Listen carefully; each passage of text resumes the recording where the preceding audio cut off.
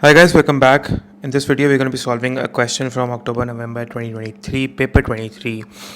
Question number 2 part A says the price elasticity of supply for a new smartphone is estimated to be 0.8 in the short run and 1.8 in the long run. Explain what these estimates means for producers and consumers of smartphones and consider why these estimates may differ. Now, the structure for the question would be that, first we'll introduce what PES is, we'll give the formula, we'll explain what elastic and elastic means, and all of this will basically cover your assessment objective 1, that is knowledge and understanding. Remember that whatever the topic the question is coming from, first, irrespective of whatever the question is asking you, first you have to explain the subject matter of the topic, as in the content of from where the question has been extracted. This question has been extracted from PES, price elasticity of supply. So you need to explain what PES is, give the formula, and give a bit of small information regarding PES, right? That's what assessment objective 1, knowledge and understanding, is all about. Okay, now, and then we'll move on to the fact that why PES differs. That is what the question is asking, because they say that why these estimates differ, and then explain what these estimates mean for consumers and producers. So we'll see what the application is for these estimates for consumers and firms both, and then we'll end the answer with a conclusion. Now, again, basic stuff regarding what PES is. It shows the responsiveness and sensitivity of quantity supply to a price change, and it shows how responsive firms' output is to price changes, right? And then you'll give the formula: percentage change in quantity supplied over percentage change in price, and then you will say that if the PES value is greater than 1, it's relatively elastic, and then you can say that the question says it's 1.8, so it's showing that it is relatively elastic, and less than 1 is relatively inelastic, that is 0.8, and if it's equal to 0, then it's perfectly inelastic. And you can also, now you don't need to show the diagrams, you don't need to mention, it's not necessary that you show how steep or how flat the diagrams would be for elastic and inelastic. If you show that, that's okay, but if we can still live without showing it. However, do mention the fact that if the supply is relatively elastic, then the slope is flatter, while the slope would be steep for a supply that is relatively inelastic. If you want to make the two different slopes, you can show it how it will be drawn, as in, for an inelastic supply, the PES would be drawn relatively flatter, that is PES greater than 1, while this would represent PES less than 1 with a relatively steep slope. Anyways, so, and then you need to also explain what PES or 0.8 means. So PES, and this is something where a lot of students will not be able to explain properly, and you need to explain whenever you're given coefficients, because 0.8 and 1.8 is a coefficient of the elasticity. So whether it is a coefficient of XCD, YD, PED, or PES, you need to explain that coefficient, right? So the PES of 0.8 basically means that if the price goes up by 1%, right, if the price basically goes up by 1%, then the quantity supplied would go up by only 0.8%, right, only because it would indicate the fact that it's insensitive to price change because it's inelastic, while a PES of 1.8 means that if the price goes up by 1%, the quantity supplied would go up by 1.8%, but which is more than the price change, showing that how responsive the production is of this particular of smartphones, right? Now, guys, the next step would be that we'll basically analyze why these estimates differ. That is, why does the coefficients differ in the short and the long run?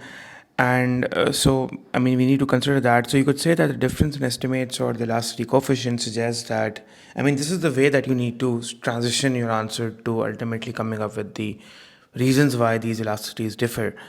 And you will say that, in the long run, it's 1.8. It has increased to 1.8 from 0.8, making the supply of smartphones more responsive to higher demand and hence higher prices. And that actually increases the revenue making potential for smartphone manufacturers. And then you'll say that the following reasons justify such an increase in elasticity of PES. Elasticity of that is the PES for smartphones. And the first factor that you could talk about is time period. And we know that in the short run, the supply for smartphones would be inelastic versus in the long run, because here you need to explain what the short run versus the long run means and why it is different. Because you see, in the short run, your factors of production, usually your capital and land, they are fixed, while in the long run, all factors of production are variable, which means that it is easier for the firms to increase their production in the long run by increasing any of the factors of production that it wants, compared to the short run where only labor could be increased while capital and land is fixed. And therefore supply is more price elastic in the long run, whereby, if the price of good increases, the proportionate increase in quantity supplied would be greater than the rise in price in the long run. Whereas in the short run, if the price of the good increases, the proportionate increase in quantity supplied would be less than the increase in price.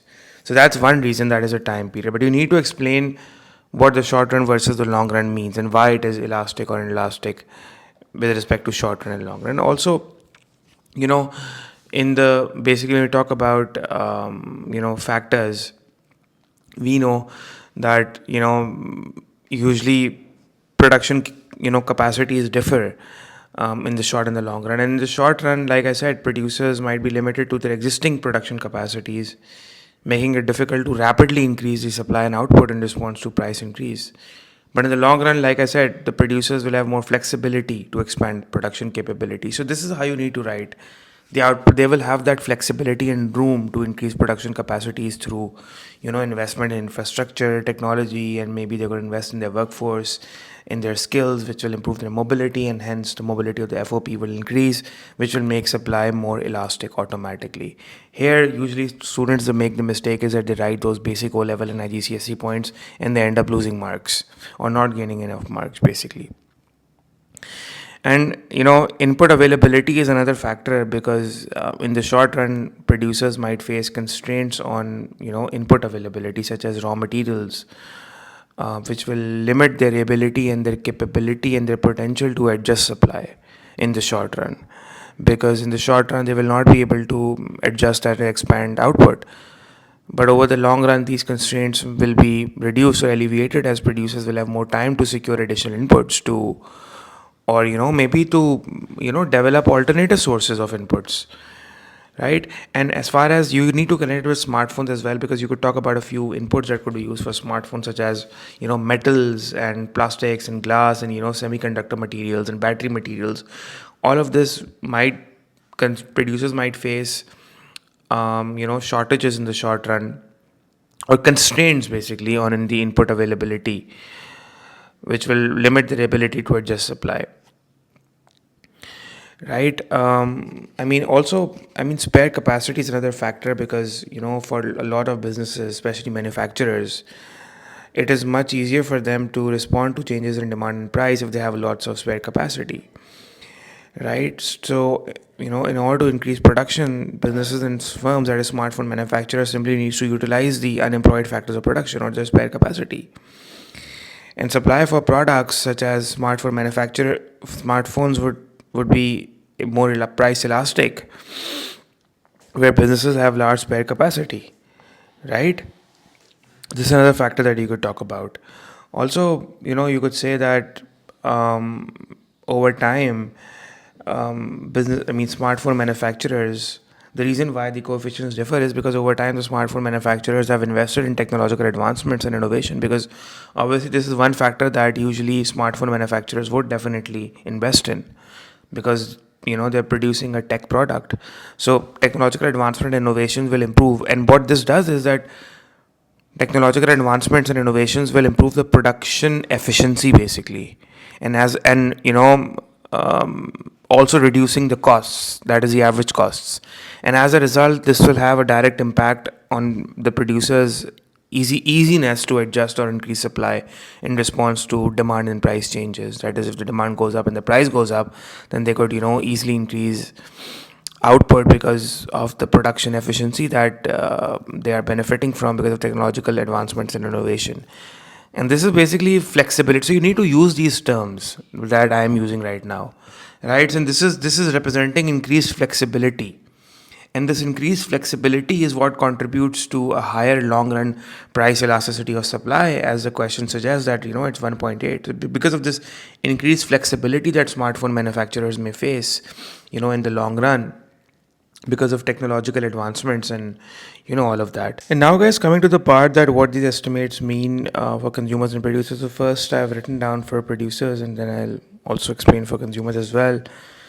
So for producers, basically it means that obviously what we need to tell is that what do you mean by 0.8 in the short run and 1.8 in the long run. So it simply means that it's greater than one elastic and less than one inelastic and greater than one elastic in the short and the long run respectively. So it means that these estimates mean that producers can significantly increase market share in the long run and also protect themselves from losses in the long run if prices fall. Obviously, because what happens is that the firms could easily adjust output. So what will happen is that, in the long run, if the supply is more responsive, if prices go up, the quantity supplied could be increased, and then it could be, the producers could end up producing more and releasing that output in the market, which would mean that it would be sold, and hence the market share would go up, and so would the revenues and profits. While in the long run, and also if prices fall in the long run, let's say, and produce these, because supply is responsive, the output could fall, which would mean that producers could potentially save themselves from losses in the long run if prices fall. And one way to think about this point that they could protect themselves from losses in the long run if prices fall is to think intuitively. Like, for example, we say that in the short run, in the short run, if we say that it's difficult to, increase resources to produce more output, and in the long run, it's easy to, increase resources to produce more output, then we could also say that in the short run, it's difficult to reduce resources and, fire resources to reduce output. Well, in the long run, it's easier to fire resources and lay off the resources to reduce the output. So if prices goes down because of a fall in demand, consumer demand goes down and then prices goes down, so that would mean that producers could easily reduce their output, which would save themselves or protect themselves from losses in the long run if prices goes down, right? Otherwise, if the prices goes down in the market, and in the short run, it would mean that producers would be unresponsive to falling prices and they would not be easily able to reduce output, meaning that they would have to suffer losses, while in the long run they could protect themselves from that losses. And also in the short run, like if demand rises in the short run, this could increase prices relatively larger, because obviously when your supply is inelastic, it means that the increase in the price is relatively large while the increase in quantity is quite small. And this would mean that it would cause a lot of consumers, and I explained this with a diagram as well, I've drawn the diagram below. This could mean that some consumers would switch to alternatives due to a large increase in price, because you see what's happening is that if you look at this diagram, you see that the supply is inelastic, PES is less than 1 here, right? And because of this, you can see that when demand goes up, so obviously there's a shortage in the market, and then the price mechanism rations this shortage via the increase in price. But the thing is that in order to reduce this shortage, the prices have to go up significantly in order to incentivize producers to produce more output. But then we see that the output is not going up relatively. The output is relatively going up very small or insignificantly because of the inelastic supply. And we, on the other hand, alternatively, on the contrary, we see that the quantity demanded is going down significantly to ration that shortage out. And the reason is that this contraction in demand via the increase in price would mean that a lot of these customers who could potentially be given those smartphones will now not be given those smartphones because prices is going up, and probably they might switch to alternatives. So we see that the quantity that is now being sold goes up from Q1 to Q2, and that's a small increase, and this is all because of inelastic supply. So the increase, so what we learned from this is that for producers, it would mean that, so what I've written is that it would mean that in the short run, this would mean that if demand rises, this could increase prices relatively larger in the short run. And that's what we see in the diagram as well, with only a smaller increase in quantity of smartphones being sold. And this is because obviously smaller quantity of smartphones are being produced because of a rise in price, because of an elastic supply. And this would cause some consumers to switch to alternatives, and this would mean that the business would potentially lose out on market share. A lot of market share could be gained by selling the smartphones to those consumers, and the business would now lose out on potential market share from those customers who will switch or who will not be able to buy those smartphones at a higher price, right? Had supply been elastic, the increase in price would have been relatively smaller. If your supply would have been elastic, the increase in price would have been relatively smaller. At the same time, with a larger increase in quantity of smartphones being sold significantly. increasing the market share of manufacturers. You can see, and I can sort of make a small diagram here as well, and you can see if your supply is elastic because it touches the vertical axis, and if you increase your demand here, you see that the prices go up relatively smaller. There's only a small increase in price required to ration out the shortage, and at the same time you see that the quantity of smartphones is going up relatively larger. And you see that when your demand goes up from D1 to D2 and you have an immediate shortage in the market for smartphones, and the price rations out this shortage via an decrease in quantity demanded and extension in supply.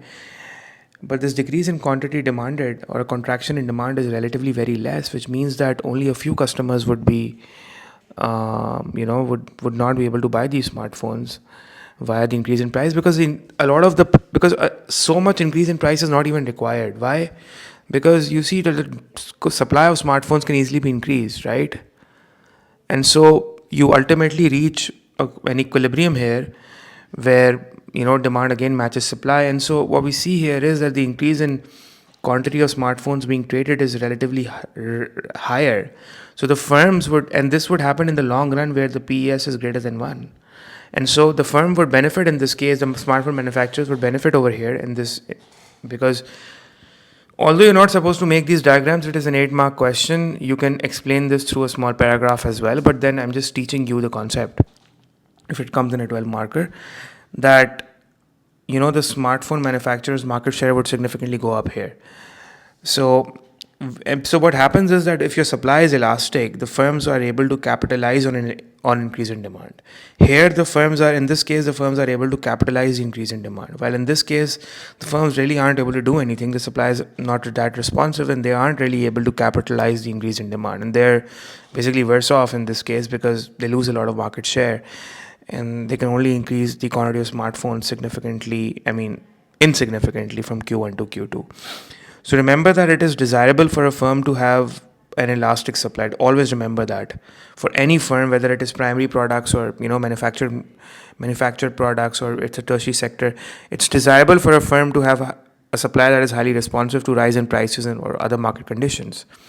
And the reason is because remember that whenever the supply is elastic or it's a high PES would make firms more competitive than it should. This is a very important point that I've written. It makes the firms more competitive and appear more competitive in the context that it could quickly increase output, right? And it allows the firms to generate more revenues. And because you see, like the factors that I mentioned about how, because the reasons why it appears more competitive is not only linked with increasing more output, but it's also linked with productive efficiency. And the fact that supply is more responsive has to do a lot with productive efficiency and mobility of factors of production. That's what makes your factors of production, that's what makes your output more competitive than its rivals. And if your output is more competitive from your rivals, obviously you are better off than your rivals. And that would allow you to generate more revenues and obviously more profits as well, right? And so guys, now for consumers, basically it would mean that in the short run, what I've written is that a lot of consumers will not be able to purchase smartphones. As smartphones production is less responsive to rising demand and prices, hence firms won't be able to satisfy the demand to a large extent, meaning it will be unavailable basically to many. So a lot of consumers will not be able to buy smartphones because smartphones production is not increasing by a lot, and a lot of the consumers will not be able to buy the smartphones. And it's just like you going to the shop and the shopkeeper tells you it's not available, right? And even if a few smartphones are there, they are very highly priced. So only those who can afford those will be able to buy it, and a lot of people will not be able to buy it, or majority will not be able to buy it, and that is what harms consumer welfare and consumer surplus as well. And those who will receive it will receive it at a very high price, as prices have significantly gone up, as already mentioned. So one thing I would suggest to you guys here is that if you're saying that as prices have gone up significantly, so do write in brackets as already mentioned, so that the examiner doesn't feel that it doesn't confuses the examiner. So, and for many, this would reduce consumer satisfaction and welfare, causing consumer surplus to decline due to higher prices. Overall, consumer surplus will decline because the prices have gone up significantly. However, some consumer surplus will also go up as well. It's not that some consumer surplus will not go up, because as quantity traded has increased, right? Because although more smartphones are traded, although they're not traded to a large extent, by a greatly large extent, but then relatively from Q1, more smartphones were sold. Like, comparatively from Q1, more were sold, right? So some consumer surplus will go up, but in the broader context, for many, the unavailability of smartphones and coupled with high prices due to PES being less than 1 would negatively affect consumer welfare, because smartphones are normal goods. Smartphones are normal goods, just like those people who want to buy smartphones, they're going to the shop and they are not just available. So their consumer welfare and utility would be negatively affected, right? So in the long run, we may argue that the opposite will happen and consumer satisfaction would be high, and so would the utility, and so would the consumer surplus. Because what's happening is that as the demand goes up, we're assuming that demand goes up, this would be met with higher output of, met with higher output basically. This would be met with higher output as quantity supplied easily increases for smartphones. Hence, many consumers, they would easily be able to purchase the smartphones. Although, yes, they would be paying a relatively higher price, but then we can argue that that price is not a significant increase, right? That's not a significant increase. And also, when demand goes up, the willingness to pay goes up, and people are willing to pay more. So although, yes, prices have gone up, but they haven't really gone up by a significant extent. And so, since the willingness to pay has gone up as well, overall consumer surplus will increase, because number one, your willingness to pay has gone up, and also the amount of smartphones that the people will end up buying is relatively higher. So you have a good quantity effect at play, right? So the consumer surplus overall in effect should go up. So that's the implications for consumers basically in the long run, right?